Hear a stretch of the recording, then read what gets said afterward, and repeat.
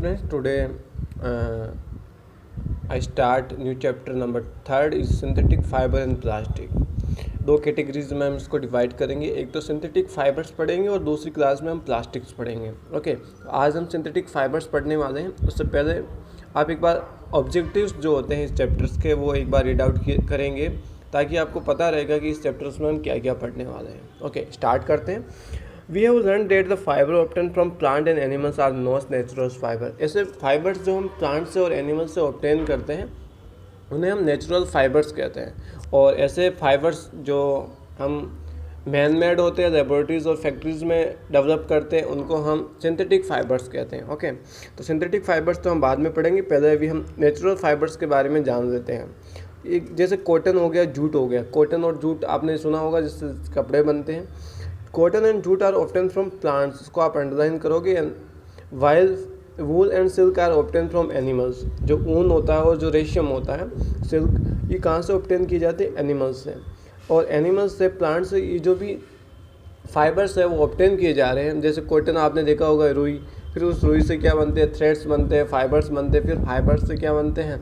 इससे क्लॉथ बनते हैं और अदर आर्टिकल्स बनते हैं। तो यहाँ पर आप देखेंगे कि these fibres are spun into yarns. इनके स्पून को आप पहले यार्न्स में कन्वर्ट करते हो, यानी कि इनके बड़े बड़े ऐसे बंडल्स बनाते हो। And yarn are then the woven और knitted into fabric.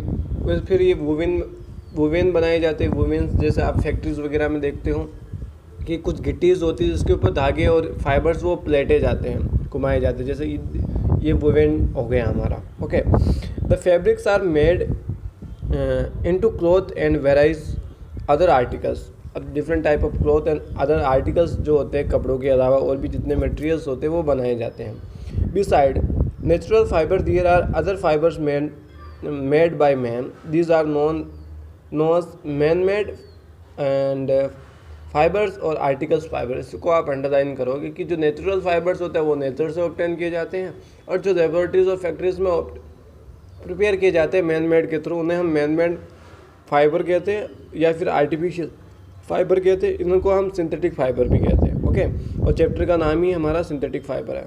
Articles fibre या सिंथेटिक फाइबर जो है are made from chemical derived mainly from petroleum. Chemicals obtain from coal and wood are also use to make synthetic fibre. कौन कौन से synthetic fibre हम इस chapter में पढ़ने वाले हैं? Rayon, nylon and polyester are some synthetic fibre. ये इसके कुछ एग्जांपल्स हैं, अंडरलाइन करेंगे। इस चैप्टर में हम इनके बारे में पढ़ेंगे, रेयन के बारे में, नायलॉन के बारे में एंड पॉलिस्टर के बारे में। ओके, अब फर्स्ट ऑफ ऑल जो क्वेश्चंस बनते हैं इस चैप्टर के वो यहाँ से स्टार्ट होते हैं। व्हाट आर सिंथेटिक फाइबर और polymers?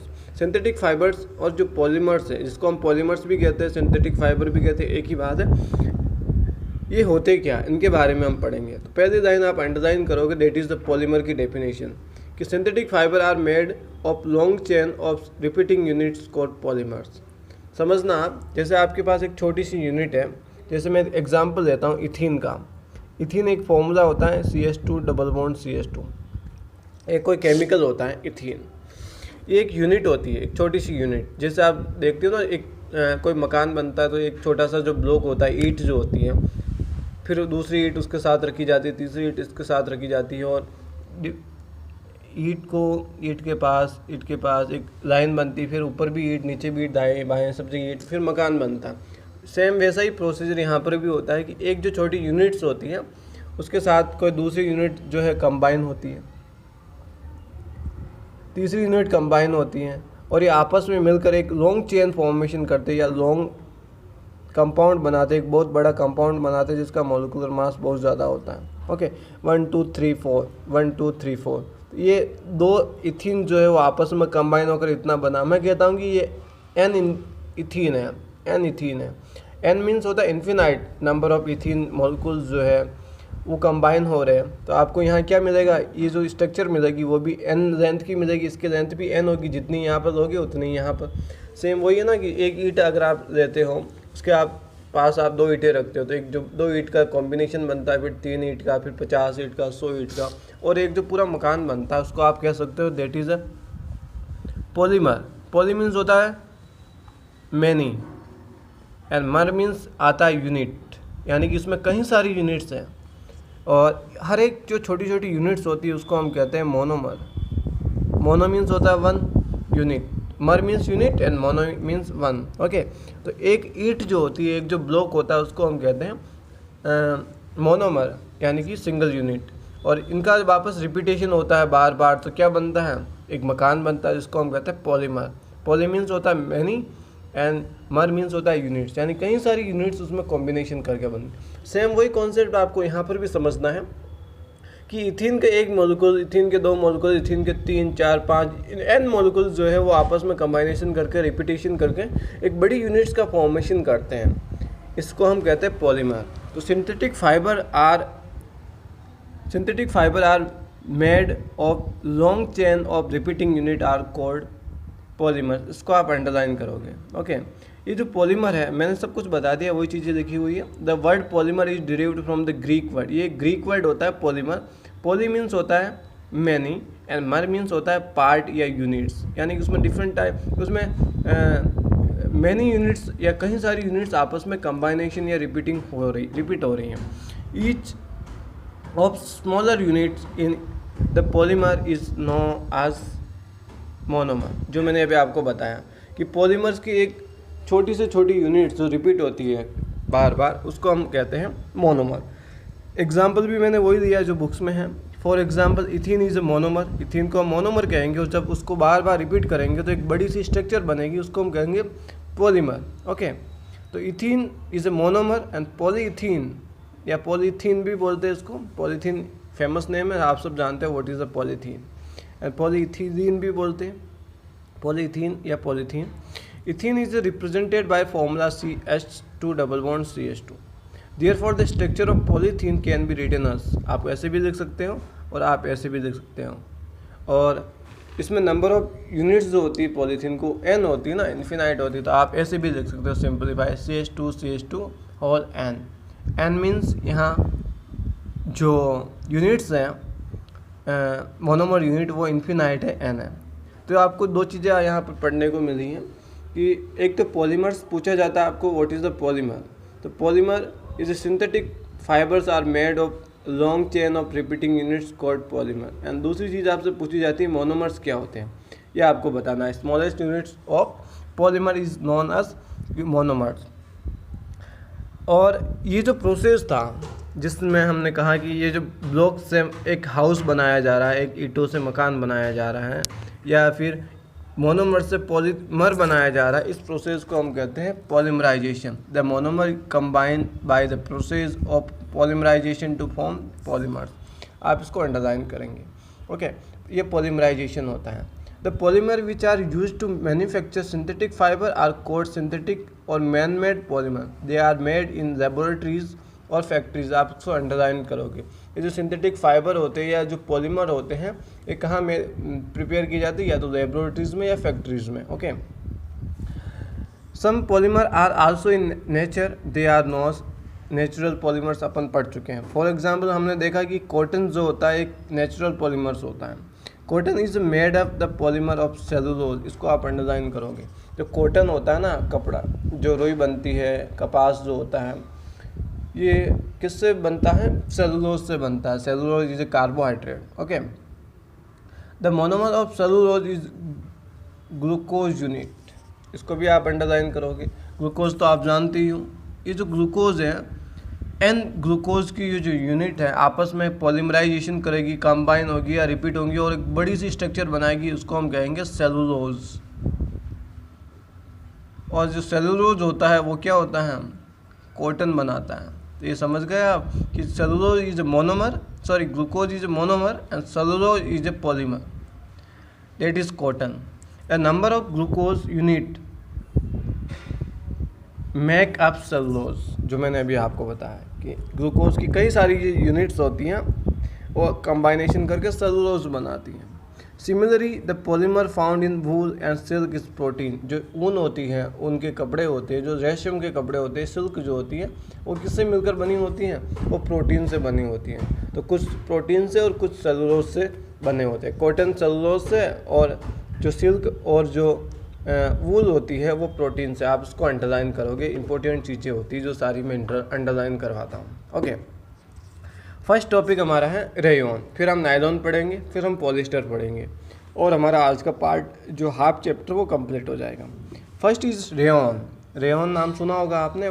Rayon was the first synthetic fiber to be invented in the end of 19th century। जो 19th सेंचुरी थी उसमें ये बन गया था 1900 की शताब्दी में। The luster and texture of the silk captivated million of people।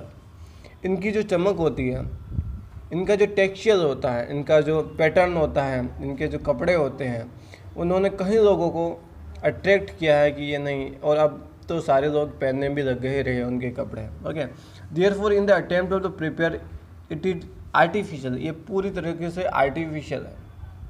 Rayon was produce, it resemble silk fibre is appearance and so it is not artificial silk. इसको आप अंडरलाइन करोगे। रेयॉन के अंदर वो सारे कैरेक्टर्स होते हैं जो सिल्क फाइबर के अंदर होते हैं। सिल्क जो है वो रेशम से मिलता है, और रेशम जो है वो बॉम्बीज मोरई नाम का एक जो इंसेक्ट होता है, कीट होता है, रेशम कीट बोलते हैं हम जिससे, उससे अपन ऑब्टेन करते। तो वो एक नेचुरल रेशम जो होता है, सिल्क जो होता है, वो एक नेचुरल फाइबर हो गया। लेकिन जो रेयॉन है वो एक आर्टिफिशियल फाइबर होता है। ये जो आर्टिफिशियल फाइबर है ना, इसके सारे कैरेक्टर्स जो है वो सिल्क के जैसे होते हैं, सब कुछ वैसा का वैसा। इससे समझ सकते हो ना कि silk is original and rayon is a duplicate silk, इसलिए हम इसको क्या कहते हैं, आर्टिफिशियल सिल्क। ओके, रेयॉन अब कैसे बनता है उसके बारे में हम पढ़ते हैं। Rayon is prepared from cellulose obtain from wood pulp. जो वुड पल्प होती है, rayon is prepare from cellulose obtain from wood pulp. जो सेलुलोज होता है वुड पल्प से, जो लकड़ी के अंदर जो पल्प होती है, पेड़ों के अंदर जो पल्प होती हैं, उस पल्प से सेलुलोज मिलता है और सेलुलोज से अपन रेयॉन बनाते हैं। Okay, it is not regenerated fibres, इसको हम रीजनरेटेड फाइबर्स भी कहते हैं। Since cellulose is broken down and then form again. तो यहाँ पर क्या किया जाता है कि वुड से तो अपन सेलुलोज ऑब्टेन करते हैं और उस सेलुलोज को अगेन ब्रोक किया जाता है, broke down and form again, break down करके वापस सेलुलोज बनाया जाता है। एक्सेप्ट फॉर इट्स लस्टर, इस वजह से उसमें जो चमक होती है, लस्टरी जो होती है वो गायब हो जाती है। It is similar to cotton in all the respect. इसलिए ये जो अभी हम अब तक हमको जो मिला है ना, वुड पल्प से हमने सेलुलोज निकाला, उसको ब्रोक डाउन किया, फिर वापस फॉर्म किया, तो हमको ये जो कॉटन मिला है अभी तक, इस कॉटन के अंदर जो चमक होती है, लस्ट होती है, वो गायब हो गई है। तो हमको अगर इसमें लस्ट जो है वो वापस डेवलप करनी है, तो हम आगे का कुछ प्रोसेस करेंगे, देखना ध्यान से। Since both are produce from cellulose, cotton जो है वो भी सेलुलोज से बनता है और जो रेयॉन है वो भी सेलुलोज से बनता है, इसलिए since both are produce from cellulose. Wood pulp is first treated with sodium hydroxide and then carbon disulphide is obtain thick strip liquid called viscose. समझना आप कि सबसे पहले जो सेलुलोज होता है ना, जो वुड पल्प से अपन को ऑब्टेन किया गया है, उस सेलुलोज को अपन सोडियम हाइड्रोक्साइड NaOH जो होता है, सोडियम हाइड्रोक्साइड, और कार्बन डाइसल्फाइड जो होता है ना CH2, इनके साथ ट्रीट करते हैं। और ट्रीट करने पर क्या होता है कि हमारे पास कोई रेयॉन जो हम कॉटन से ऑब्टेन कर रहे हैं, या कॉटन हमने लिया है वुड पल्प से, उसके अंदर हमने पहले NaOH डाला, सोडियम हाइड्रोक्साइड, फिर हमने कार्बन डाइसल्फाइड डाला, उससे हमको एक लिक्विड मिलता है जिसको हम बोलते हैं viscose. The viscose solution is forced through tiny holes into the metal cylinder keeped inside dilute sulphuric acid bath. अब जो हमको एक विस्कोस मिला है, अब आप ये मत पूछना कि विस्कोस क्या होता है। अभी मैंने बताया कि हम जो वुडन पल्प होती है उससे सेलुलोज निकालते हैं, उस सेलुलोज को ब्रोक करते हैं, फिर वापस सेलुलोज ही बनाते हैं, डेवलप करते हैं, फिर उसमें सोडियम हाइड्रोक्साइड मिलाते हैं, फिर हम उसमें कार्बन डाइसल्फाइड मिलाते हैं। वो जो सॉल्यूशन बनता है ना, गाढ़ा सॉल्यूशन, बहुत मोटा सॉल्यूशन होता है, उसको हम कहते हैं विस्कोस। अब इस विस्कोस को हम एक सिलेंडर के अंदर भर देते हैं और जिसमें छोटे छोटे से होल्स होते हैं, बहुत बारीक बारीक से होल्स। फिर हम एक प्रेशराइज करते हैं उस सिलेंडर को, ताकि उसमें से छोटी छोटी से होल से ये जो सॉल्यूशन है विस्कोस का वो बाहर निकले और छोटे छोटे से फाइबर्स जो है वो बाहर निकलते हैं। और इस सिलेंडर में क्या भरा होता है, सल्फ्यूरिक एसिड बात जो होता है सिलेंडर के बाहर, उसके अंदर ये डीप होता है डायरेक्ट। तो ये जो उस होल से छोटे छोटे से जो फाइबर्स निकलते हैं वो डायरेक्ट केस में डीप हो जाते हैं सल्फ्यूरिक एसिड के अंदर। और जैसे ही वो उसमें डीप होते हैं, वो जो फाइबर्स होते हैं सेलुलोज के, उसमें अब सिल्क जैसी चमक आ जाती हैं। In this way lustres and continuous fibre of rayon are produced. It is then woven into fabric and dyed in different colour. अब यहाँ से अपन वुवेन बना लेते हैं, वुवेन से अपन फैब्रिक बना लेते हैं। अब ये मत पूछना वुवेन क्या होता है, डेट इज़ अ वुवेन, जो बंडल होते हैं वो। फिर इनसे हम फैब्रिक बनाते हैं और फिर डिफरेंट टाइप ऑफ कलर करके अपन इनका यूज़ करते हैं। It is cheaper than silk and milk mix with cotton और woollen fibres to make blended fibre. ये बहुत ही सस्ता पड़ता है, सिल्क बहुत महंगा पड़ता है। तो ये एक आर्टिफिशियल सिल्क हो गया ना, जिसने हम बिल्कुल एक ईजी मेथड से अपन ने बना दिया। That is the blended fibres. Blended fibre is generally prepare by mixing a synthetic fibre to natural fibre. Okay, ये हमने बनाया कहाँ से, नेचुरल फाइबर से ही बनाया। एक तो सिल्क जो होता है बहुत महंगा पड़ता है, क्योंकि सिल्क के लिए अपन को एक प्लांट लगाने पड़ते हैं, फिर उस प्लांट्स के ऊपर शहतूत के प्लांट्स लगाने पड़ते हैं ना, फिर उस शहतूत के प्लांट्स के ऊपर रेशम कीट जो होते हैं, बॉम्बीज मोराई जो इंसेक्ट होते हैं वो लाने पड़ते हैं, फिर वो उसका प्रोडक्शन करते हैं सिल्क का, फिर उसको हम बॉयल करते हैं इंसेक्ट को, फिर वहाँ से रेशम निकालते हैं। तो काफ़ी महंगा प्रोसीजर पड़ता है। तो अपन इस ईजी मेथड से, जिसमें अपन ने क्या किया था, सीधा सा किस वुडन पल्प से हमने सेलुलोज निकाला। सेलुलोज को हमने सोडियम हाइड्रोक्साइड और कार्बन डाइसल्फाइड के साथ ट्रीट किया और उससे एक विस्कोस एक गाढ़ा सॉल्यूशन मिलता है। उसको हमने किससे, एक सिलेंडर में छोटी छोटी सी जो होल्स होते हैं उसमें से अपन ने उसको निकाला और सल्फ्यूरिक एसिड के अंदर डीप किया। तो ये हमको सिंथेटिक जो आर्टिफिशियल सिल्क जो होता है, सिंथेटिक सिल्क जो होता है वो मिल जाता है। तो आपसे पूछा जाता है what is the artificial silk, that is rayon. ध्यान रखिएगा आप। Cotton blended with the rayon is use to make. Okay, अब बात करते हैं हम ब्लेंडेड की। ब्लेंडेड का मतलब होता है मिक्सिंग करना, ब्लेंडेड फाइबर। ओके, अभी हमने कहा कि ये जो हमने सिल्क बनाया है आर्टिफिशियल सिल्क, ये आर्टिफिशियल सिल्क जो है वो ब्लेंडेड किया जाता है। ब्लेंडेड का मतलब होता है कि हमने कुछ चीज़ें तो अपने खुद प्रिपेयर की और कुछ हमने नेचर से प्रिपेयर की। अब हम अगर दोनों को मिक्स कर देते हैं, दैट इज़ ब्लेंडर। ओके, तो ये जो हमने सिल्क बनाया है, इस सिल्क को हम आर्टिफिशियल जो सिल्क बना है उसको हम कॉटन के साथ या वुलन के साथ, यानी कि जो ऊन होती है उसके साथ मिक्स कर देते हैं। और मिक्स करने पर जो फाइबर बनते हैं उन फाइबर्स को हम ब्लेंडेड फाइबर्स कहते हैं। अब कौन कौन से ब्लेंडेड फाइबर्स हम यूज़ में लेते हैं, ध्यान से देखिएगा। Prepare by mixing a synthetic fibre to natural fibre, cotton blended with rayon is use to bed sheets. जो बेड शीट्स होती हैं उसमें क्या क्या होता है, एक तो कॉटन जो नेचुरल फाइबर होता है और रेयन जो सिंथेटिक फाइबर होता है, इन दोनों को मिक्स करके बेड शीट्स बनाई जाती हैं, जिसको हम ब्लेंडेड फाइबर्स कहते हैं। और जो वुल होता है, ऊन जो होता है, उसके साथ अगर हम मिक्स करें रेयन को तो उसका जो यूज़ है वो कारपेट्स बनाने में किया जाता है। ओके, तो अब हमने रेयन तो पढ़ दिया, रेयन कैसे प्रिपेयर करते हैं ये भी पढ़ दिया। अब हम यूज़ के ऊपर आते हैं, रेयन का यूज़ कहाँ होता है। तो आप खुद एक बार इनको रीड आउट करेंगे कि rayon is a use for the fabric for clothing के अंदर इसका यूज़ होता है। ये सॉफ्ट होते हैं, अंडरलाइन करेंगे जो मैं आपको बता रहा हूँ वो, ये सॉफ्ट होते हैं, इट इज़ सॉफ्ट, कंपेरेटेबल होते हैं, and absorbent like cotton and lustre like silk. इसको आप अंडरलाइन करोगे कि इसके अंदर कॉटन और सिल्क के कैरेक्टर्स होते हैं। कॉटन का कौन सा कैरेक्टर्स होता है इसमें, अब्जॉर्बेंट, यानी कि कॉटन जो होता है वो जो स्वेट जो होता है, पसीना होता है या जो वाटर होता है उसको अब्जॉर्व कर देता है और थोड़ा कंफर्टेबल होता है। और जो सिल्क होता है उसमें कौन सा कैरेक्टर होता है, चमकदार चीज़ें। तो इसमें ये दोनों कैरेक्टर्स होते हैं, कॉटन का कैरेक्टर अब्जॉर्बेंट कैरेक्टर और सिल्क का कैरेक्टर जो रस्टर्स होते हैं, वो दोनों कैरेक्टर्स इसमें प्रेजेंट होते हैं रेयन में। Second use is it is use in the manufacturing bye carpets, underline करेंगे। और कारपेट कैसे बनता है, जब हम वूल यानी जो ऊन होती है और जो रेयन होता है उसको मिक्स करते हैं, व्हेन ब्लेंडेड विथ वूल।